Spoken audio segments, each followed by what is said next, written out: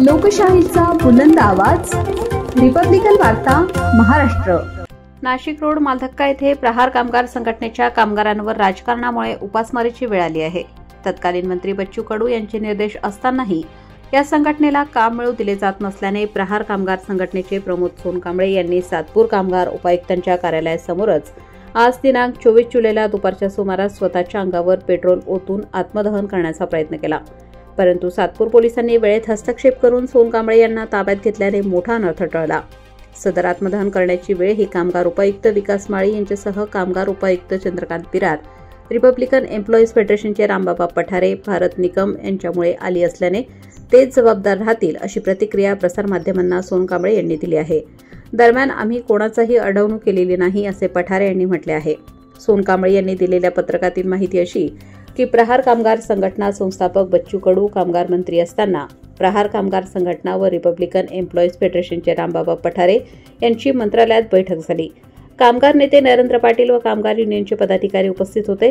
रामबाबा पठारे यांनी प्रहार संघटनेला 2 बॉक्सचे काम व 60 नोंदणी फॉर्म देण्याचे मान्य केले होते।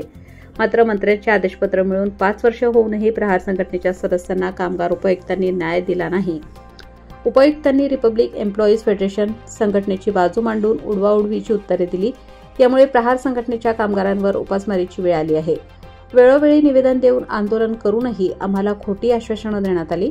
सदर कामाचे नियोजन कामगार उपायुक्तांनी करून दिले नाही, यामुळेच आज दिनांक 24 जुलैला सातपूर येथील कामगार उपायुक्त कार्यालयासमोर आत्मदहन करण्याचा प्रयत्न केला।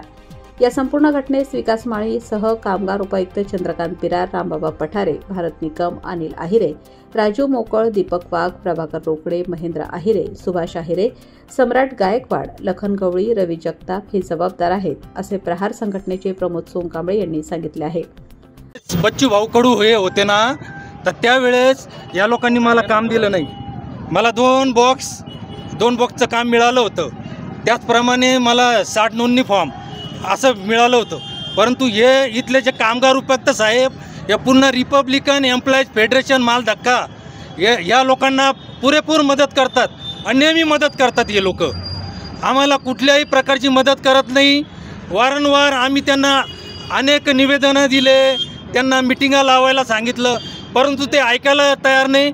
पूर्ण त्यांनाच मदत करतात हे लोक। त्याच्यामुळं मी माझं आत्मदहन करतोय, मी माझं जीवन संपवतोय, कारण मी कंटाळलेलो आहे। आता या लोकांनी मला खूप त्रास दिलाय, नाही का?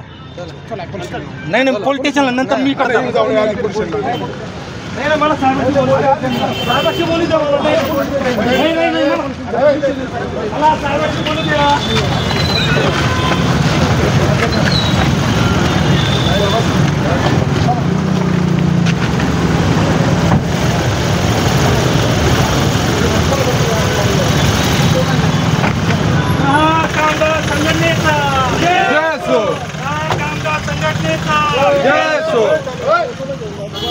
रिपब्लिकन वार्ता महाराष्ट्र विशेष प्रतिनिधी आनंद आभाडे, नाशिक।